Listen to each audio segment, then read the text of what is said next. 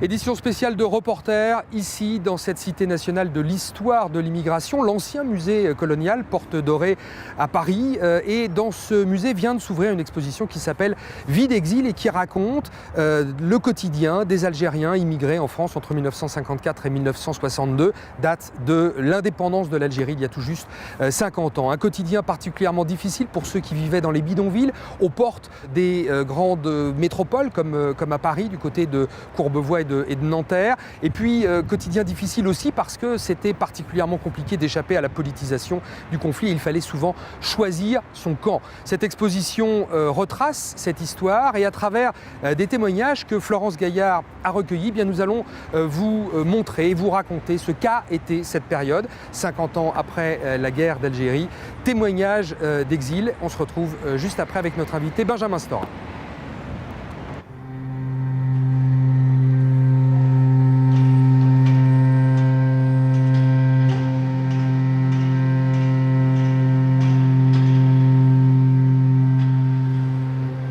Je suis née le 10 décembre 1935 à Nanterre. Et mon papa, il est venu en France il y a très très longtemps. Il a fait la guerre 14-18. C'était l'un des pionniers. Nous, on était 8 enfants du côté de maman. La deuxième épouse, il y a eu 3 garçons et 2 filles. Et l'autre épouse, il y avait 7 enfants. Ça fait une grande famille.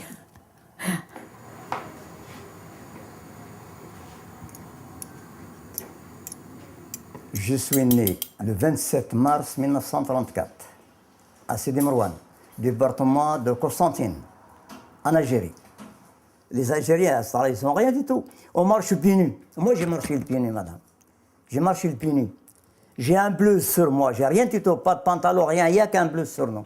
Mon père, il a été trouvé, il a joué à mère. Et il a demandé si tu peux prendre la responsabilité de mon fils qui va en France travailler parce qu'il n'a rien. Donc c'est lui qui m'a fait le papier, c'était lui responsable de moi pour passer en France.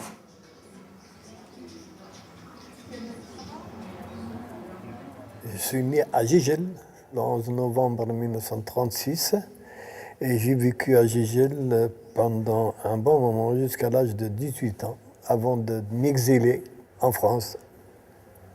Mais à l'époque, on était complètement séparés de la communauté française. Parce que c'est eux qui ne veulent pas de nous. C'est pas nous qu'on ne veut pas de nous. Pourquoi? Parce que, bon, en termes clairs, vous êtes un bougnoul. Et les bougnouls ne sont pas acceptés.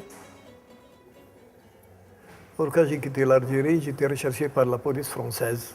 Parce qu'ils savaient que j'ai pris le maquis à 24 heures et je suis descendu, mais ils ne savaient pas qui.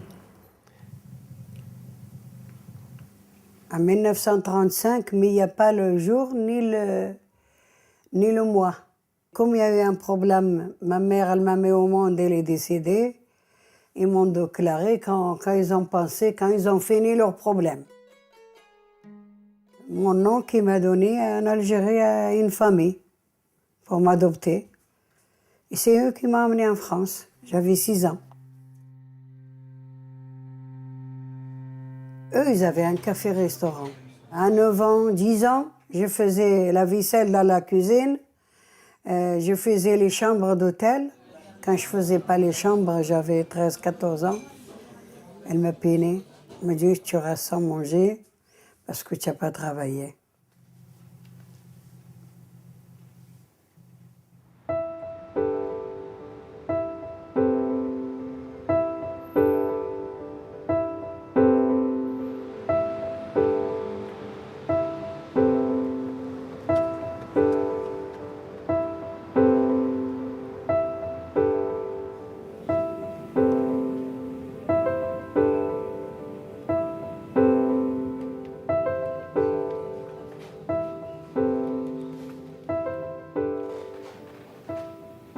C'est le paradoxe de cette guerre d'indépendance, c'est-à-dire qu'il y a une guerre, même si on ne donne pas, même si elle ne dit pas son nom, en Algérie, et paradoxalement, il y a une immigration algérienne.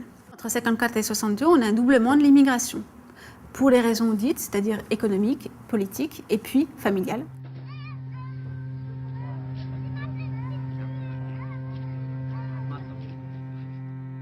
Quand on dit la Défense, bon, ils ont fait les immeubles, là, les grandes tours que vous voyez. C'était pas construit tout ça. Il n'y avait rien, c'était comme des plaines, des jardins, des trucs comme ça. Et après, il y avait le bidonville qui descendait là et qui allait jusqu'aux provinces françaises. Il ne faut pas y aller avec des escarpins, il faut mieux mettre des bottes. Alors quand vous avez plusieurs enfants et que vous allez chercher de l'eau à la fontaine, il faut en prendre des seaux d'eau pour les doucher, pour les laver, pour cuisiner, pour ainsi de suite. Ces femmes, elles avaient beaucoup de mérite. Moi, il m'est arrivé de voir les enfants passer en bas de chez moi pour aller à l'école. Il m'est arrivé de pleurer. C'était comme si je me culpabilisais, me dire moi je suis là, puis ces gamines n'ont rien, mais comment elles sont propres et tout. Et les enfants, le devoir se fait à la bougie.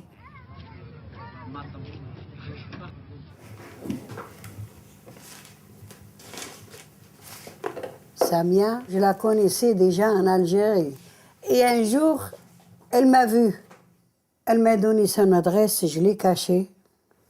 Et je lui téléphone, elle me dit, viens, si tu veux danser, viens, goûte là. Je voudrais bien danser l'oriental. Quand je vais parer, je ne vois plus personne.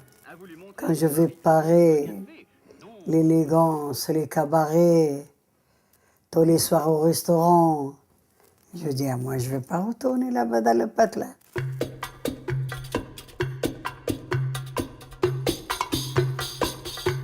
Samia, elle m'amène au cabaret El Jazaïr.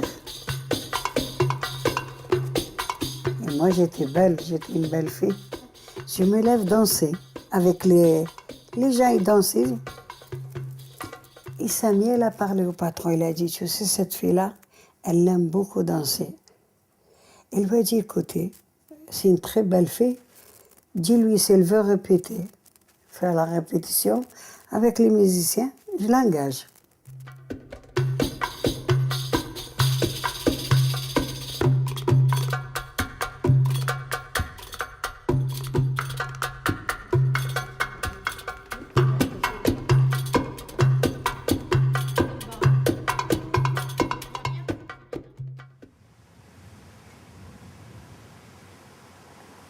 Votre usine? La mienne, c'est la Soulac.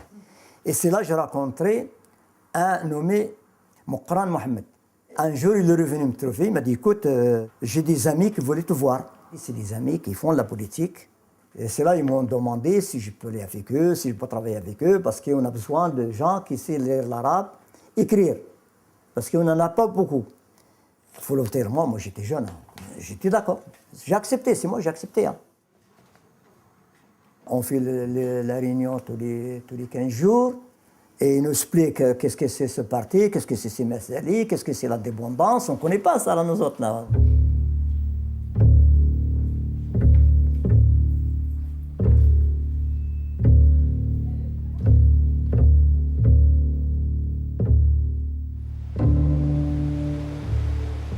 En arrivant à Grenoble, j'étais embauché chez Blancom. C'est une grande entreprise de peinture nationale. J'avais des amis de chez moi, d'Algérie, qui m'ont contacté parce qu'ils savaient qu'en Algérie, je suis monté au maquis. Ils ne cherchaient que ça, parce qu'ils savaient qu'ils étaient dans le FLN et comme on parlait, c'était OK, quoi. Vous arrivez à quelle date en France? Au mois d'août, je crois. Août 56? Oui, 56. Et en septembre, j'étais déjà engagé au FLN.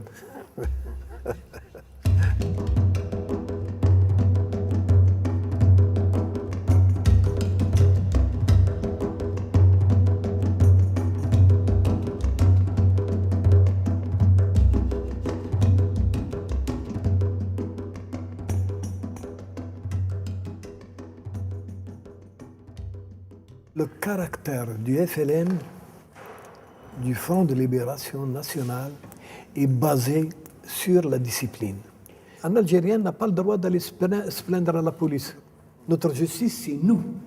Ou tu es du FLN, ou tu es contre le FLN, c'est tout. Maintenant, si tu es contre le FLN, tu prends le car, tu prends le train et tu disparais, qu'on ne te voit plus. Un jour, il y en a fait un, je vois dans le café. Il il a mis les entractes. Moi, j'ai pris les entractes comme ça. Je vais les FLN. Le colère qui m'a pris, j'ai pris l'entracte là, je l'ai fait. Je m'ai jeté comme ça, je l'ai tapé sur la table. Tout le monde, ils ont regardé. C'est là qu'ils ont vu qu'on est des missalistes.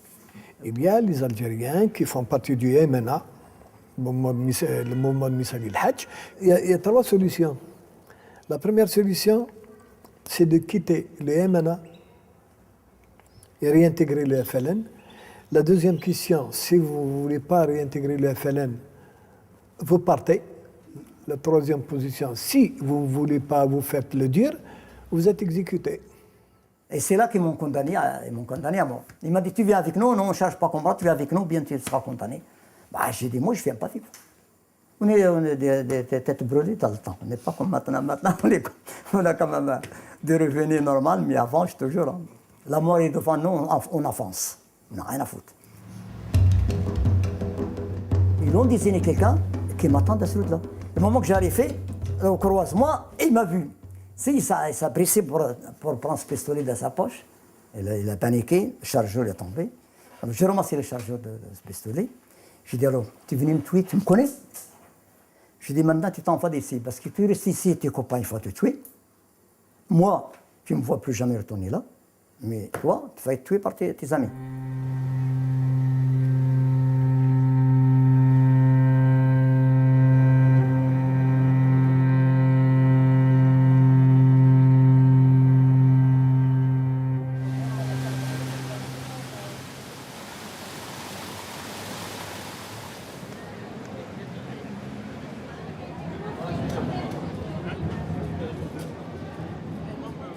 C'est là qu'il y avait des FLN qui avaient des armes. Parce que là, il y a une cave. C'était là. Qu'est-ce qu'il fait dans cette cave? Et c'était juste en face du Jazaïr. Alors le patron, il avait peur. Il avait très peur. C'est là qu'ils m'ont descendu. Le jour qu'ils m'ont convoqué. La première fois, il m'a demandé si je travaille avec eux. Et la deuxième, je ne sais même pas pourquoi. Sans raison. Ah oui, qu'il ne faut pas que je boive avec les gens. C'est là qu'il m'a frappé parce que je lui ai répondu, je lui ai dit, il faut que je travaille. C'est pour ça qu'il m'a donné une paire de claques. Juste une paire de claques? Oui. Il pleut, hein?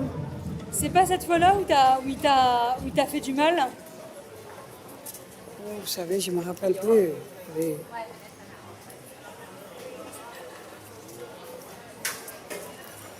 Ah, voilà.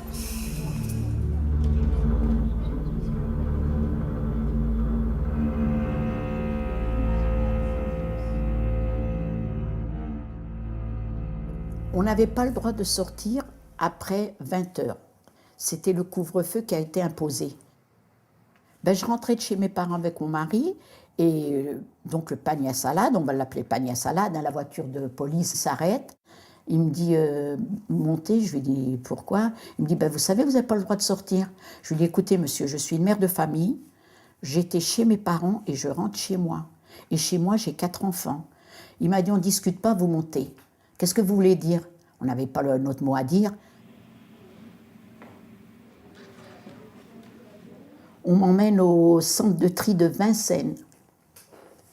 Ils appelaient ça le centre de tri. Je ne sais pas ce qu'ils triaient, enfin, il faut croire qu'ils triaient les personnes. Hein. On est comme presque des prisonniers. Parce que quand on arrive là-bas, ils vous prennent en photo de face, avec un numéro d'immatricule, ils vous prennent de profil, ils prennent vos empreintes, vous donnez votre nom, votre prénom. Et le monsieur me disait, oui, vous connaissez le FLN? J'allais pas dire oui, je connais des hommes. Ou... Je dis non, moi je n'ai pas entendu. Vous n'entendez pas parler du FLN? Non.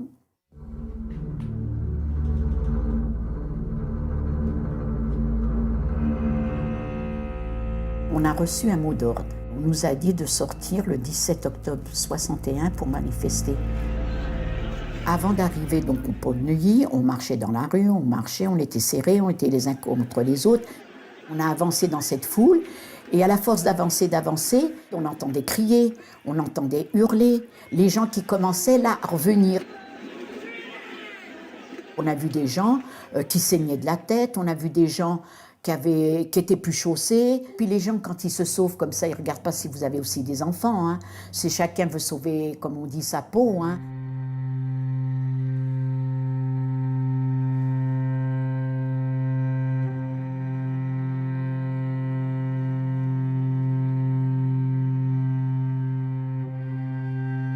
Qu'est-ce qui s'est passé ensuite?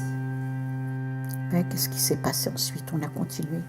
On a continué à se débrouiller, à passer par des rues où il y avait moins de personnes, en essayant de passer par des impasses, des petites ruelles, pour s'en sortir. On s'en est sorti comme ça, malheureusement.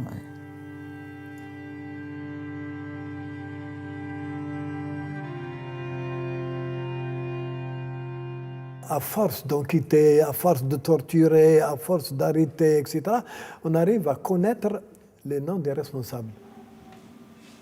Ils m'ont condamné à 18 mois de prison ferme à Thonon-les-Bains. Oh, j'ai fait le tour de France. J'ai fait Grenoble, Annecy, Dijon, Vadnais, Larzac, Annaba. Au début mars, j'étais transféré en Algérie. 62. Ouais, 62, ouais. Et là, c'était terminé. Je suis arrivé à la maison le 2 avril, chez moi. Le drapeau algérien flotte maintenant en cet endroit de la Casbah. Je me rappelle, le 5 juillet, en Algérie, il y avait là les yo-yo, les drapeaux, les camions, les taxis. Et nous, on était 7 détenus, comme ça, assis dans un café, dans une terrasse, et on regardait. Et je me rappelle, il n'y a eu aucune réaction. On dirait que c'est comme un film qui passait ou c'est quelque chose de lointain.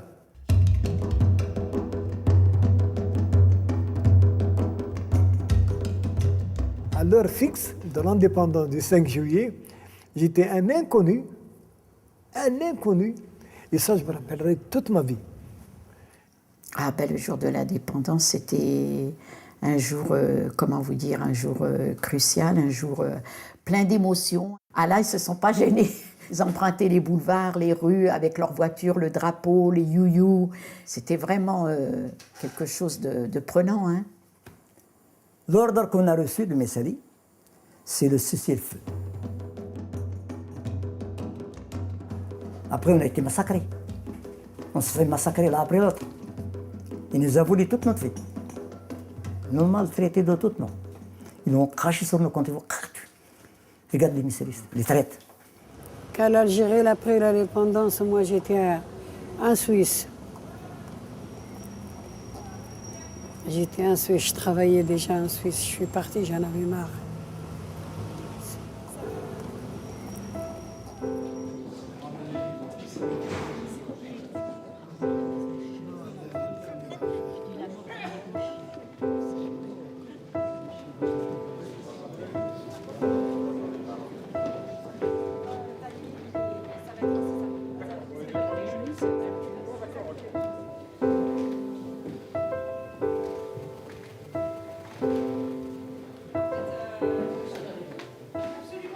C'est magnifique.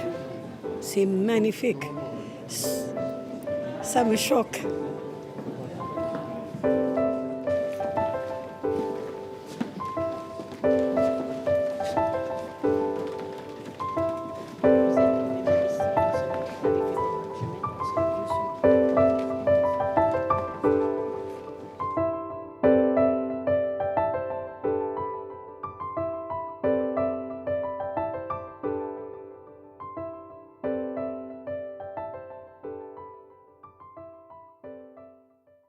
Voilà pour ce document signé Florence Gaillard, et on se retrouve ici dans les allées de cette exposition à la Cité nationale de l'histoire de l'immigration avec des objets de cette période comme ce bagage, évocation naturellement des porteurs de valises. Le commissaire de l'exposition est avec nous, c'est l'historien spécialiste de l'Algérie Benjamin Stora. Bonjour Benjamin Stora. Bonjour. Qu'est-ce que cette exposition nous apprend que nous ne sachions déjà sur cette époque ? Eh bien déjà, l'arrivée ancienne de ces immigrés algériens en France dès les années 1920-1930, et puis aussi, bien sûr, le doublement de l'immigration algérienne en France pendant la guerre d'Alger.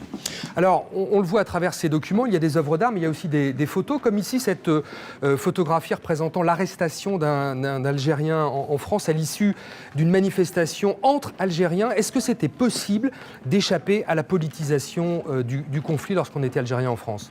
Il était pratiquement impossible d'échapper, bien sûr, à l'engagement, dans la mesure où, pendant la guerre, il y a un durcissement des comportements, des idéologies, il fallait être pour ou contre l'indépendance de l'Algérie. Et la plupart des ouvriers, des immigrés algériens en France étaient des partisans de l'indépendance de l'Algérie. Alors, ces partisans de l'indépendance de l'Algérie ont été réprimés. On sait notamment ce qui s'est passé en octobre 61. Quand je dis on sait, est-ce qu'on sait vraiment tout ? Non, on ne sait pas tout. Bien sûr, il y a toujours des chantiers d'ouverture d'histoire, d'écriture, bien entendu, mais quand même, les travaux des historiens notamment ont considérablement progressé toutes ces dernières années sur cet événement tragique, du 17 octobre 61. Alors, à l'indépendance de l'Algérie en 1962, quel choix font ces immigrés ? Font-ils le choix de retourner de l'autre côté de la Méditerranée ou restent-ils dans ce pays qui n'était pas tout à fait le leur ? Eh bien, une partie d'entre eux, effectivement, vont retourner en Algérie pour bâtir la nation nouvelle, séparée de la France. Mais une majorité d'entre eux vont rester en France parce qu'ils sont arrivés là depuis 10, 15, 20 ans pour certains. Et l'intégration s'est faite ? Et leurs enfants sont nés en France. Donc, de toute manière, même si leur cœur reste en Algérie, eh bien, l'intégration sociale a commencé à opérer et donc ils vont rester en France. Merci beaucoup Benjamin Stora. Voilà pour cette exposition donc, que vous pouvez découvrir à travers de nombreuses photos et œuvres d'art ici à la Cité nationale de l'histoire de l'immigration. C'est Porte Dorée à Paris et c'est jusqu'au printemps 2013. On se retrouve nous la semaine prochaine pour un nouveau numéro de Reporter sur France 24.